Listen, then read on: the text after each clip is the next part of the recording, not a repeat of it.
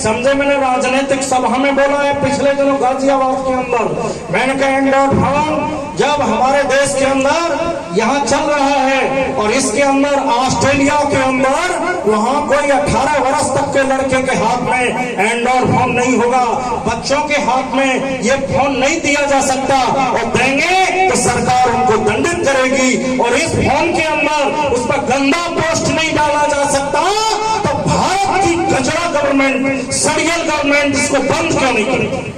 समझे। जब ऑस्ट्रेलिया में बंद हो सकता है, वहां गंदी पोस्ट नहीं पढ़ सकती, तो भारत में गंदी पोस्ट कैसे पढ़ती है?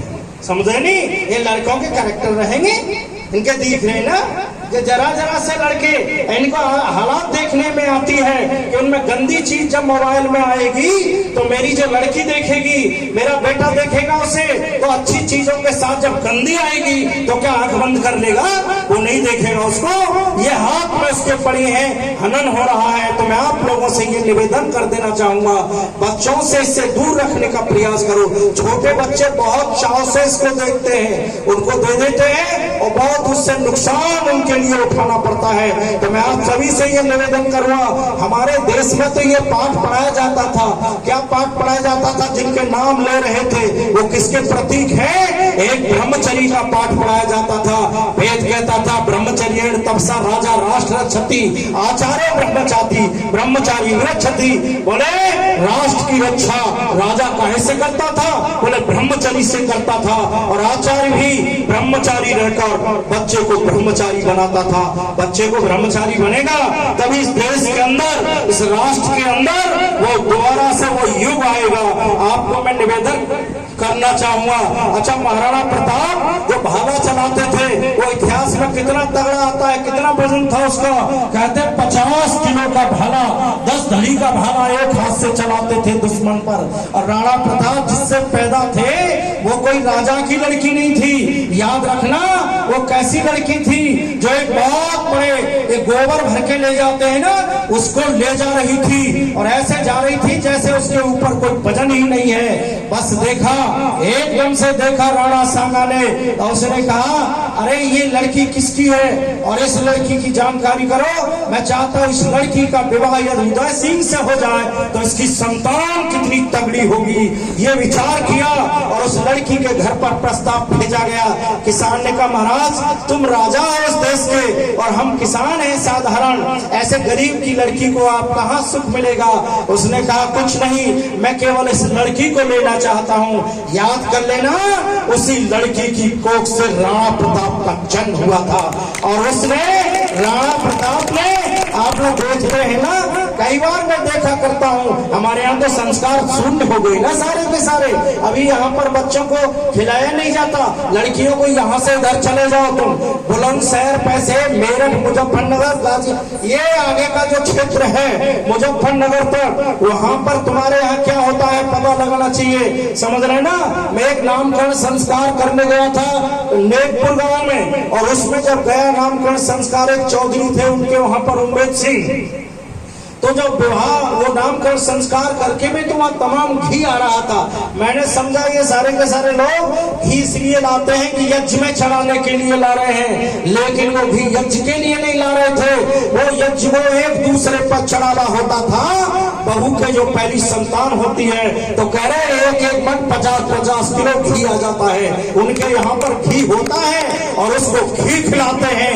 समझे। हम धरती के यहाँ पे लोग तो एक काम करते, मक्का में एक बोरी 1 बीघा में यूरिया घुस रहे, समझ रहे ना, मरने के इंतजाम कर रहे हैं। समझ लो, मैं आज से कहना चाह रहा हूँ, उस जमीन को जिसको जरूरत थी, आज यहाँ तो कोई बुढ़िया खिला भी दे ना, 10-5 किलो भी खिला दे तो आधे मोहल्ला को जगा दे। मैंने बहू को 5 किलो घी खिला दिया, समझ रहे ना। वहाँ 20-20, 30-30 किलो घी वहाँ आता है। हमारे यहाँ की जो स्थिति है, तभी तो वहीं की संतानें आज जो जूझ रही है ना, तमाम आज तो अतरौली के लड़के का भी आया है, कमाल कर दिया उसने भी, ओलंपिक के अंदर उसने स्वर्ण पदक हासिल किया है। यह अतरौली का सौभाग्य है। मैं आपसे निवेदन करूंगा, मेरी एक बेटी ने किया, हमारे यहाँ पूजा इसकी नहीं हुआ करती थी, कोई शकल से सुंदर हो तो उसको पूज लिया जाए, शकल से सुंदर कोई लड़का है तो उसको पूज लिया जाए। हमारे यहाँ शकल की पूजा नहीं थी, शकल का हो काला तो कुछ कम नहीं, मुझे अंदर का काला नहीं चाहिए। हमारे यहाँ तो पूजा काहे की होती थी, याद रखना, केवल गुणों की पूजा होती थी। एक लड़की हमारे यहाँ पर, अतरौली की लड़की, साधारण सी, मेरे यहाँ पर साधारण सी लड़की 8 में पढ़ती थी, गरीब आदमी, पढ़ाने के लिए भी पैसा नहीं है, पढ़ती लेकिन वो दौड़ लगवाता था, उस्मानपुर गांव की लड़की, और लगाते लगाते 62 वर्ष के बाप ने भी दौड़ में प्रतियोगिता जीती और लड़की ने भी उत्तर प्रदेश में नाम किया। गुणों की पूजा होती है। हमारे यहाँ की एक लड़की थी, बहुत हल्की पुतली सी थी, और उसके फोटो लोग घरों में लगाते थे, लिखा होता था भारत की उड़न परी पीटी उषा। किसकी पूजा हो रही है? शकल की नहीं हो रही, गुणों की हो रही है। अच्छा, राम कोई ज्यादा सुंदर थे क्या? कृष्ण कोई ज्यादा सुंदर थे क्या? लेकिन उनके गुण थे। मैं आपसे निवेदन कर देना चाहता हूँ, आज उन संतानों के लिए हमें कौन सा पाठ पढ़ाना है? ब्रह्मचर्य का पाठ। अब इन गंदे चित्रों से पाठ नहीं आएगा। माता के लिए और उनके लिए ये संस्कार जो दिए जा रहे हैं, हमारे घरों से जो संस्कार आए, एक माँ अपने बेटे में जो संस्कार देती है ना, सबसे ज्यादा उसका, एक बार तो राम और लक्ष्मण जंगलों में है, दोनों बैठे बैठे वार्तालाप कर रहे हैं, और वार्ता करते करते राम लक्ष्मण से प्रश्न करते हैं। देखो कमाल के, पहले हंसी मजाक और प्रश्न होते थे, वो भी कमाल के होते थे। तो क्या प्रश्न कर रहे हैं राम? राम कहते हैं, लक्ष्मण भैया, मेरा प्रश्न है, पुष्पम दृष्ट्वा फलम दृष्ट्वा या दृष्ट्वा नव यौवना समझे कांचन युक्त दृष्टि को मनस्य न चलसी। वो कहते हैं, बताओ लक्ष्मण, ऐसा कौन व्यक्ति होगा जो किसको देख करके किसी बगीचे में फूल खिल रहे हो, और फूल बहुत सुंदर सुंदर हैं, और वो फूलों को तो माली उसका है नहीं, तो फूल तोड़ने का मन न करे, ऐसा कौन व्यक्ति होगा? ये बात प्रश्न किया। दूसरा प्रश्न फिर किया कि अच्छा, फलम दृष्ट्वा, जहाँ पके हुए फल लटक रहे हो और उसका माली न हो, ऐसा कौन होगा कि उन फलों को देखकर किसका मन चंचल नहीं होगा?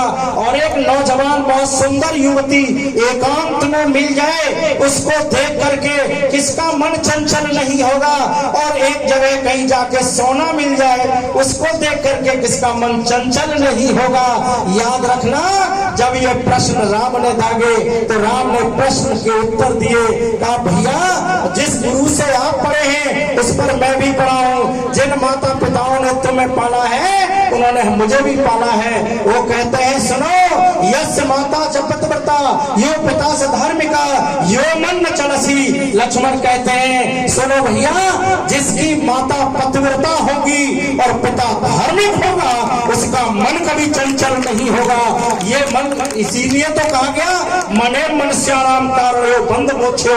दर्शन कहता है, मन मनुष्य के बंधन और मुक्ति का कारण है। ये नाश भी करा दे और चौड़े में पिटवा दे जाकर के आपको, और आपकी स्थिति को कहीं से कहीं पहुंचा सकता है। चोरी करने वाले के मन में आया, गलत काम करने वाले के मन में आया, मन मनुष्य को उठाने का काम भी करता है और गिराने का काम भी करता है। इसलिए मन पर क्या होनी चाहिए? अच्छा देखो, एक समझ लेना, एक सुई की नोक है, उस सुई की नोक पर कितने परमाणु चिपके होते हैं? बैठ जाओ, धर को मुंह मत करो बहन जी, मुंह इधर कर लो, इधर कर लो थोड़ी देर के लिए। मैं जबरदस्ती रोटी नहीं खिलाता किसी को। कहने का मतलब है, इधर को ये जो कहा एकदम से, सुई की नोक पर कितने परमाणु चिपके होते हैं? बोले 20,000 परमाणु चिपके होते हैं, पर हमें दिखाई नहीं देते। और उनसे सूक्ष्म हमारा मन है, और मन से भी सूक्ष्म हमारी बुद्धि है, और बुद्धि से भी सूक्ष्म हमारी आत्मा है, और आत्मा से भी सूक्ष्म परमात्मा है। कहने का मतलब है, मन से सूक्ष्म बुद्धि है, इसलिए मन पर बुद्धि का अंकुश होना चाहिए। यदि मन पर बुद्धि का अंकुश नहीं हुआ, ये बुद्धि का ही अंकुश है। मैं घटना बताता हूँ आपको, एक एक नहीं, जिनके जीवन को देखते हैं ना, लोगों ने बदनाम करके रख दिया है, लेकिन उनका जीवन पूरे का पूरा कैसा था, गृहस्थी होते हुए भी कृष्ण को क्या कहा गया है, योगी नहीं योगी राज कहा गया है। 36 वर्ष की अवस्था में विवाह होता है और 48 वर्ष की अवस्था में एक पुत्र को जन्म दिया गया। कितने दिन तपस्या की, बोले पति और पत्नी ने 12 साल तक तपस्या की, एक पुत्र को पैदा किया जिसका नाम प्रद्युम्न था।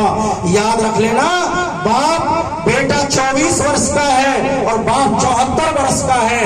बाप और बेटे में अंतर दिखाई नहीं देता। ये किसका परिणाम था, ये ब्रह्मचर्य का परिणाम था।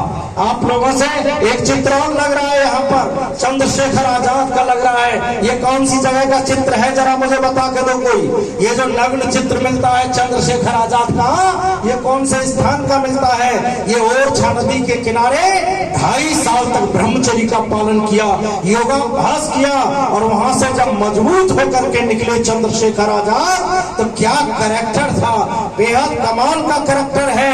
एक नहीं, उनका कई संस्मरण है चंद्रशेखर आजाद।